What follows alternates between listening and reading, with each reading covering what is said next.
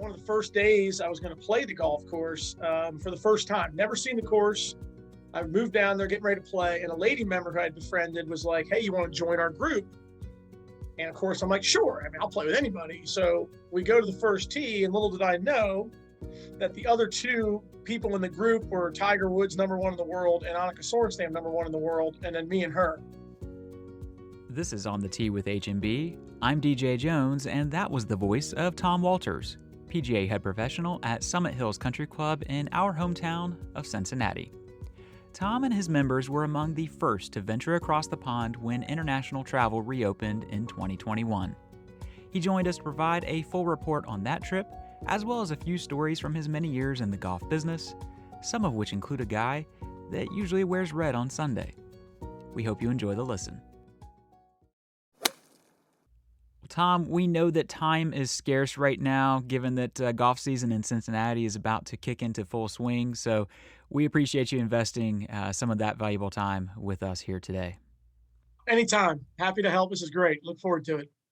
Well, you've been a great friend to H&B for many years now. Part of that is, in full disclosure, because your brother Mike is one of our expedition planning managers, himself a PGA professional, and Mike's been with us for several years. But I'm more curious, how's the sibling rivalry these days on the golf course? Well, it's non-existent because I beat him down pretty easily. But honestly, when we were younger, he won more times than not. Where things got a little dicey for him was when the tournament sign would hang, he wanted it so badly that he overtried and kind of collapsed, and that's where I shined. So our careers took different paths with that respect. But I will be first to disclose, when we went at it for fun, he got the best of me quite a bit. Well, you just touched on some of this, but we typically like to start these conversations, at the very beginning. Everyone who loves this game kind of has that origin story of how they came to discover golf and grow their appreciation of it. And I'm curious to hear a little of yours. Absolutely. My dad, we're very close. You know our family. I mean, we are tight knit, thick as thieves. And my dad loves this game, even though he's been playing for 50 something years and he still stinks. But, he just kind of laid some clubs out in the house one day, hoping we'd pick them up and try them because he loved the game so much. And sure enough, we did. And there was never any pressure. It was kind of like, hey, you guys wanted to go to the course. And it meant so much to him for us to hit balls with him was how it started. And then as we got a little bit older, we would have these, I still remember them like it was yesterday. We'd have these little family trips down. We didn't have a lot of money, so we went down to the local public course down the street, Little Miami. You're familiar with it. And we would hit some balls, and then we'd have putting and chipping contests for sodas. And we would grind, and we want to win so bad. And we had so much fun. And that's kind of got our passion and competitiveness up because of those nights. We did it probably 4 nights a week, and just, it was wonderful. And I miss those days in a way. And, but it was great. That's, Dad got us into it. Little did he know the monster he'd create with, 2 PGA professionals. And just, he loves it. He's loving every minute of everything we're both doing. And it's great. It was awesome. So then, of course, all of that led you to the golf business. And as we mentioned, you're now at Summit Hills in our hometown of Cincinnati, thus the references to knowing the family and so forth. I've played it with you. It's a great club and a great course. But before you were at Summit Hills, I happen to be based in Orlando, and you spent roughly a decade across town at Isleworth, a place that is as well known for its residents as it is its golf course. That place being home to Shaq and Tiger and so forth, it had to bring some great stories. And, we'd never ask you to name names, but we would certainly love to hear some if you've got them. Oh, yeah, definitely. I'm a big believer, and I like to keep a lot of my stories private, but the ones I tell are all positive and great stories. And, I miss that place in a way just because of what you were talking about. The residences were so unique. You felt like you were on the inside of every story. He would come back from winning a major, and he was telling us all about it. We knew what was going on in the foursome and who was talking, and it was just wonderful. And, one of my favorite stories right out of the gate, I mean, I got hired there back in 2004, and they hired me to be the playing pro. And one of the first days I was going to play the golf course for the first time. Never seen the course. I moved down there, getting ready to play, and a lady member who I had befriended was like, "Hey, you want to join our group?" And of course, I'm like, "Sure. I mean, I'll play with anybody." So we go to the first tee, and little did I know that the other two people in the group were Tiger Woods, #1 in the world, and Annika Sorenstam, #1 in the world, and then me and her. So my first round of golf at Isleworth consisted of playing with both world #1s, and I wasn't nervous. I was more jacked to kind of showcase what I knew I could do. And they said we're going to play guys versus girls on the first tee. And a couple of fun stories within the story were like the second hole's like a monster par 3 from the Tiger tees. It's like 235 through a chute of cypress trees over a lake. And I hit this just awesome shot to about 6 feet. And Annika's like, "Man, that's a great shot." And my partner, Tiger's like, "Well, you ain't seen him putt yet." So of course I miss it. And so all day in the best ball, we're not using any of my scores. And I'm playing really well. But he's so competitive. He's matching my birdies when I make a birdie and this and that. So to finish off the story, we get to 13, and those of you out there who've played it, it's a diabolical green, especially the front half of it. It's very crowned, and he's got an impossible wedge shot from like 35 yards, and I hit a wedge to about 3 inches. And knowing that he's in trouble, I just say, "Hey, don't worry, Pards, I got birdie locked up." And he kind of looks at me, and he gets over the ball, and of course he holds it for eagle. So he still don't use one of my scores. It was unbelievable. So that was a great day. That kind of spawned his and my friendship for a lot of years. To this day, still friends. And Annika became a really good friend when I was down there. And of course, another one of my great favorite stories with regards to Tiger is, a lot of people who don't know him don't really know the true person. And if he was your friend or took you into his circle in a way, he would do anything for you. He was a wonderful guy. If he didn't know you, didn't like you, just ignored you. And some people took that the wrong way. But there was a time we were both practicing on the range one day, and he's, of course, hitting it perfect. And he just took 20 minutes out of his day where he kind of laid a towel down behind me and sat there and watched me hit balls and was getting hands-on with my club and telling me positions I should be trying to get it in. And here's the best player in the world, maybe ever. And just, he's giving me his time working on my swing. And for 20 minutes, I was hitting it like the best I've ever hit it. Now I was feeling like the greatest thing ever. And those are the things I missed the most. It was great just being around him and Mark O'Meara and, John Cook and Charles Howell and Stuart Appleby and Nick O'Hearn, great friends of mine still. It was a great place to be. Really unique. Unreal. What a great story. I don't even know where to really go with that, I guess, except to ask who won the match and who bought the post-round beverages in the clubhouse. Yeah, honestly, I think we did win. I think no money exchanged hands. I think we went and had lunch. That's, I think, what happened. A lot, I find out sometimes a lot of the games that get created on the first tee end up just being nothing. They get you all jacked up and nervous, and you want to play, and at the end of the round, nobody even brings them up. You just leave. Now, those guys also played their own games, which were very different. But yeah, there wasn't a lot of things exchanging hands. It was more of just kind of laying out some competition and but that job down there, like I said, was great because of who you meet, and it led me to meet my wife there. I played golf with her boss from Disney, and it worked out. But I got to know Mark O'Meara's family really well, and he had let go of his caddy a little bit before Bay Hill in 2005, and his son was like, "Why don't you just grab Tom? He's a good player, knows the game. You don't have to worry about meeting caddies and figure out who you want to choose." So he called me and was like, "You want a caddy for me this year when I need you?" Which was, a decent amount. It wasn't all year, but it was enough events where I had a great time. And of course, I took the call and said, "Let me think about it for a second. I'm in." And that was a great year too. Just being inside the ropes, carrying a major champions bag and just watching how he operates and just being on those trips. And it was wonderful. I mean, just, a lot of great things coming out of that place.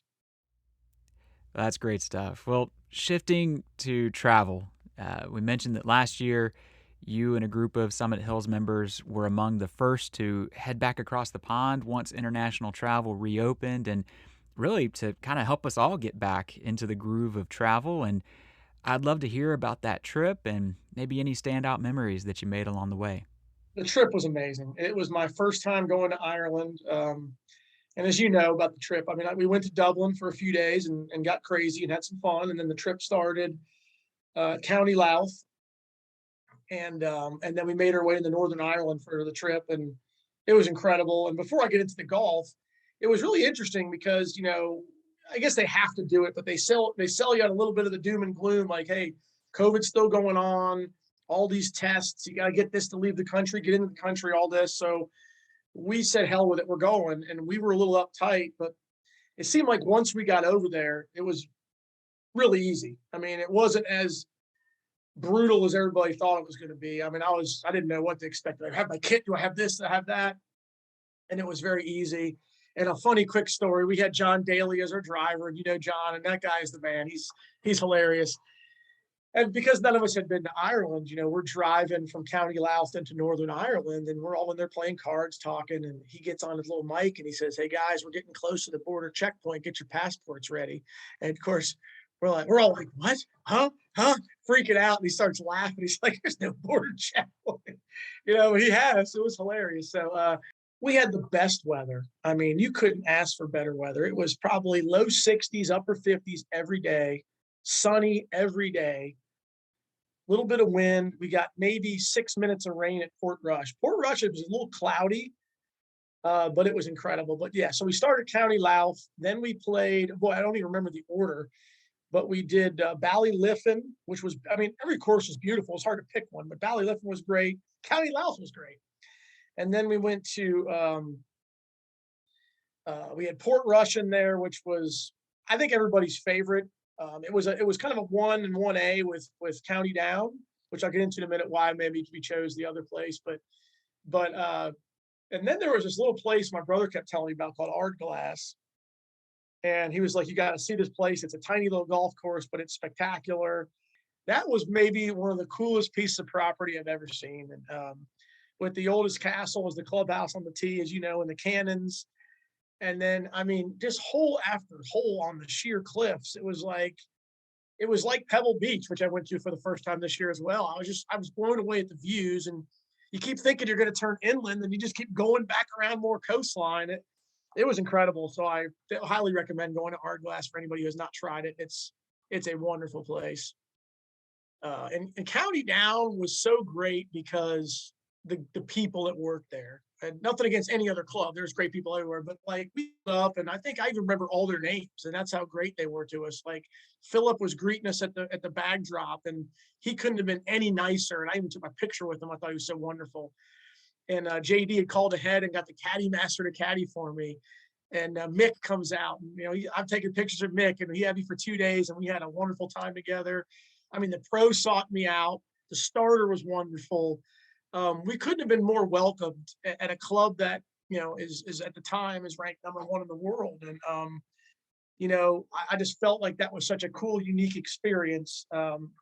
That a club that's highly rated is so welcoming to outsiders. Usually it's the opposite. It was great. But one memories of one of the kids on the group. We had a whole bunch of adults, and Phil Werman went with his son, and on one of the holes at Port Rush, Sam holed out from the fairway. It was awesome. So he had a great shot into the wind, and one hopped in the cup. We were going crazy. So those memories like that were fun. It was a wonderful trip. We had a great time. So this trip was with your members, and some of whom have traveled with us in the past, even before this trip. I was fortunate enough to meet a few of them in St. Andrews a couple years ago, but this was your first trip together as a club, if you will. What was the response from the members who were on the trip? Well, the trip, it's easy to be positive. They loved it.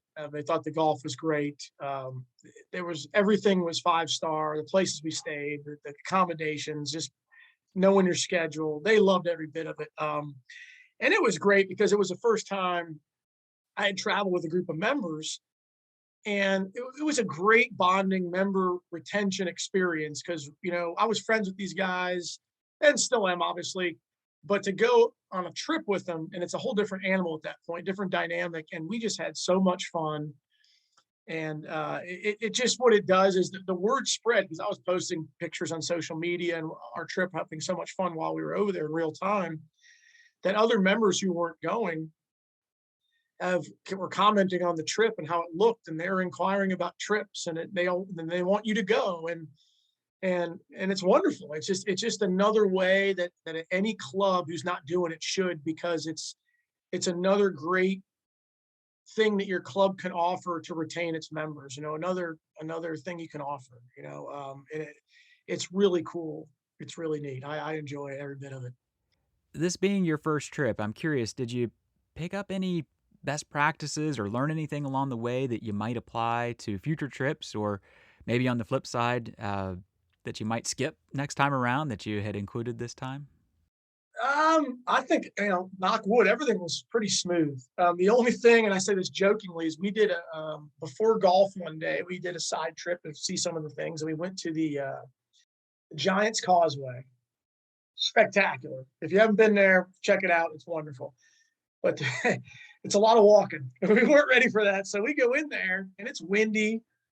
And we're fighting the wind on this, what seems like a long walk to get in there. But when you see it, it's spectacular. But we're all exhausted. And then we got to walk back out of there and then get on the bus and go play golf. So that's our joke of we got to be in some better shape next time. But I wouldn't trade that. I think seeing something like that was, I always say, hey, I don't take things for granted. I never know if I'll ever be back. So I like to see what I can and do what I can. And we went into some of the towns and ate with the locals and it was wonderful. I mean, I don't think anything I would change.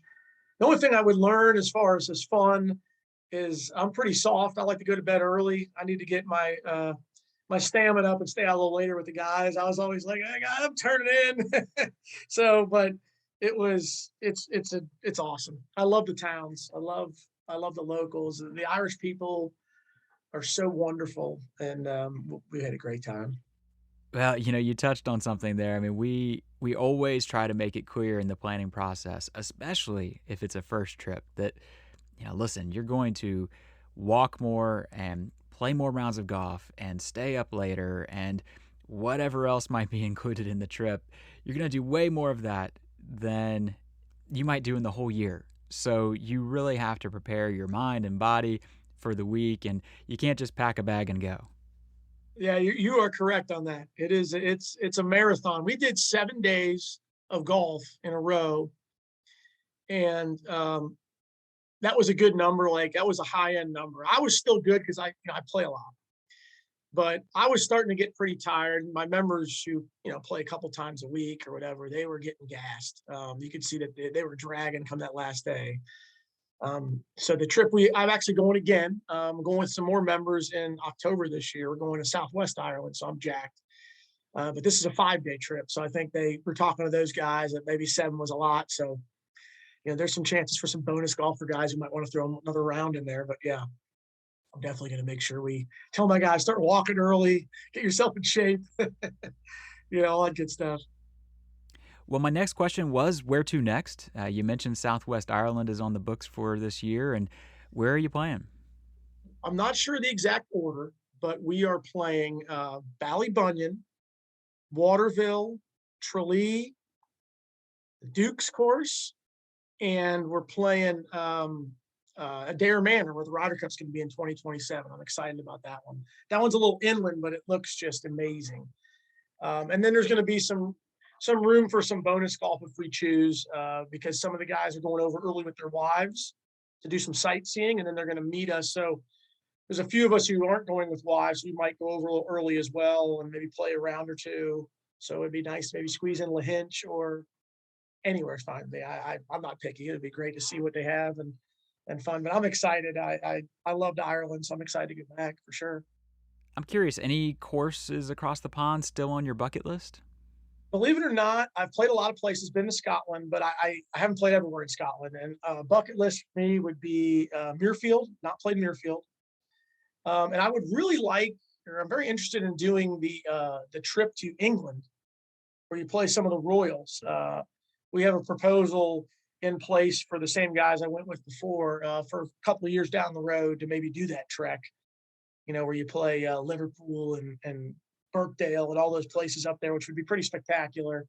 But when we went to Scotland was back in 2002, I believe, if I recall. It was a long time ago. And it was a big father-son trip, and it was the time of our lives. And we played, St. Andrews and Carnoustie and you name it, we played them. Kingsbarns, Yeah, Turnberry. I haven't seen the redo at Turnberry, so I got to get back there. I hear that par three, and it's just spectacular. But I would love to go back to kind of relive some of those memories of some of those places because there were some great courses. I still think this was not the question, but as far as in Scotland, I think my favorite golf course, they were all great for different reasons, but my favorite place was Royal Dornoch, way up north. I thought that golf course was just something special. And we still talk about to this day like it was yesterday about how much we love that place. And of course, the old course, the history, it's amazing. It's an emotional experience. And then, Carnousie's just hard, but it's great. And you just go down the line. But something about Royal Dornoch was special. That place is cool, very cool. Love to get back there. Well, Tom, we could do this all day, I think, and you have been more than generous with your time. But before we go, what advice would you give to the young PGA professional who's just getting started in their career? I think that this is one of the best jobs around. I mean, you used to hear that song and dance, that it was a bad business to be in. I think it's a wonderful business to be in. It's very much changed. It's not like the old days where everybody's working 90 hours a week. I give my guys a couple of days off a week. The big thing the PGA of America is pushing right now is work-life balance. I love this job because, like you said, the people, we talked about it earlier, the fact that I'm around a game that I absolutely love and I get to share what I've learned from Tiger and those guys in my lessons to help people get better. I can go out and play golf when I want to. If I decide I have some free time, I'm going to play 9 holes or 18 holes. I'm in. I'm having a bad day. I can go hit some balls for a little while to kind of blow off some steam.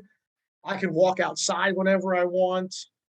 And it's just a great business. I think this game is growing, and it's a lot of people's passion, and I like to be at the forefront of it and try to make their experiences that great so you can retain your members and just have fun. So anybody that's new getting in the business, I would say, get your Class A as fast as possible so you can open those doors for yourself for your career. But learn as much as you can, be outgoing, get to know these members, and it's a very rewarding career. Like I said earlier, I don't view this as work. I get up, come to work willingly, and I'm excited about the day. I love just laughing with my members, poking fun at some of them. You get doing all the fun stuff and helping people get better at golf, and it's just a great business. It really is. So that I would just tell people to when you get in, the longer you drag your feet on your work, the more overwhelming it seems. Those are the guys that seem to fall out of the business.